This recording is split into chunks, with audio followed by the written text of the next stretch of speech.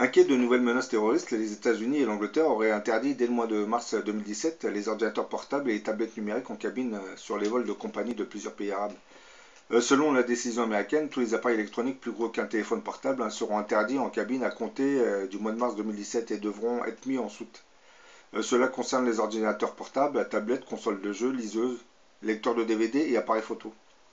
Pour les vols directs des compagnies concernées à destination du Royaume-Uni, Londres avait déjà décidé d'interdire en cabine tout téléphone, ordinateur portable ou tablette plus grand qu'un téléphone portable. Plusieurs pays arabes seraient concernés et tous pratiquement liés aux partenaires des États-Unis.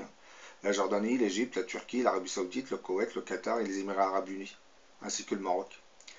Le Royaume-Uni applique déjà ces restrictions à la Turquie et 5 pays arabes, le Liban, la Jordanie, l'Égypte, la Tunisie et l'Arabie Saoudite. Pourquoi une telle interdiction? Les États-Unis pensent que des terroristes pourraient glisser des explosifs à la place de la batterie de tous ces appareils électroniques. Alors pourquoi interdire ces ordinateurs portables et tablettes parmi les passagers tout en les autorisant en soute? C'est assez contradictoire. Car si un explosif était placé à la place de la batterie, celle-ci exploserait encore plus facilement en soute. La raison tout autre. Et les autorités américaines et anglaises ne veulent pas ébruiter ce nouveau problème pour ne pas donner d'idées aux futurs terroristes. C'est le fameux piratage des avions de ligne grâce à de simples tablettes numériques. Une enquête du FBI avait montré que l'expert en sécurité Chris Roberts aurait réussi en vol à donner des ordres aux commandes de l'avion en piratant le système de divertissement de son siège. L'affaire du tweet de Chris Roberts sur United Airlines prendra une tournure assez inquiétante. L'expert en sécurité avait envoyé lors d'un vol un tweet en expliquant qu'il allait provoquer la chute des masques à oxygène via le piratage du système de divertissement de l'appareil, de l'avion. Une blague qui n'a pas été du goût des agents fédéraux qui l'attendaient à son arrivée et lui auraient soustrait son ordinateur et ses différents équipements, disques durs, clés USB, etc. Le feuilleton aurait pu s'arrêter là, mais un document officiel sur l'enquête a fuité et a été publié par la presse canadienne. Il montrait que le FBI se serait déjà entretenu avant l'affaire sur les questions de sécurité aérienne. Chris Roberts avait indiqué avoir mené plusieurs tests pour pénétrer le système d'information des avions en se connectant depuis les équipements de divertissement disponibles sur les sièges passagers. Selon le document, ces essais entre 10 et 15 sur une période s'étalant de 2011 à 2014 avaient été réalisés sur différents types d'avions. Des Airbus A320, des Boeing 737, Boeing 757, etc.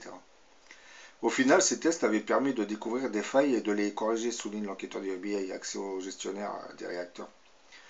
Pour accéder au réseau, le fameux Chris Roberts a démonté le capitonnage d'un siège pour se connecter à l'asset Electronic Box, le dispositif qui reliait les écrans des passagers au système de divertissement et qui comprenait une connectique Ethernet. Dans l'affaire du tweet, l'enquêteur avait constaté que le siège du spécialiste avait été endommagé pour accéder au SEB et brancher un câble Ethernet. Pour le piratage du système de divertissement, Roberts s'est appuyé sur Kali, une distribution Linux dédiée aux tests de pénétration. Les mots de passe et les identifiants n'ont pas posé de problème. Par ailleurs, une machine virtuelle émulant le réseau de l'aviation avait été retrouvée sur son ordinateur portable. À partir de là, il avait réussi à avoir accès au système central de l'appareil et notamment au gestionnaire des réacteurs. À travers la commande CLB Climb, il avait pu, pendant le vol, modifier la trajectoire de l'avion pour le faire monter ou se déplacer latéralement. Et en complément de cet accès, Chris Roberts avait implanté un logiciel Vortex Software pour surveiller le trafic issu du cockpit. C'était bien là que résidait la principale surprise de ce document officiel, malgré les assurances données par les constructeurs et compagnies aériennes.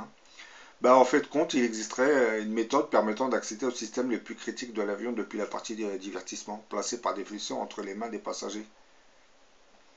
Voilà, je pense que tous les petits écrans vont être retirés des avions, je pense, dans quelques temps. Parce que les autorités viennent de comprendre que certains hackers pouvaient pirater les commandes d'un avion en se connectant sur ce genre de tablette. Mais le problème n'est pas vraiment résolu. Que ça sous-entend que, voire même à distance, on pourrait pirater certaines données du cockpit. Mais ça, c'est une autre affaire.